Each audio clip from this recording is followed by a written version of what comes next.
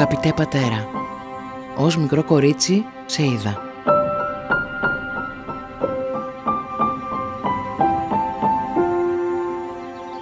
Μας είδα να είμαστε μαζί.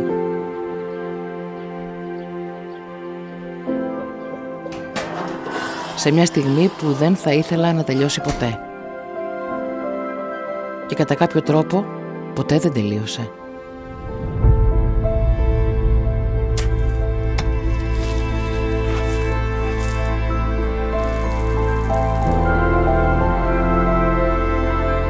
Σε είδα να προσπαθείς. Σε είδα να είσαι σίγουρος. Σε είδα να μαθαίνεις από τη φύση. Και η φύση να στο ανταποδίδει.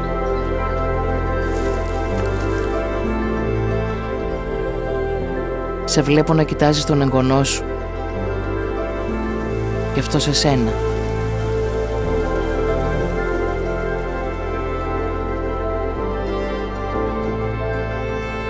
Σε είδα τότε και συνεχίζω να σε βλέπω.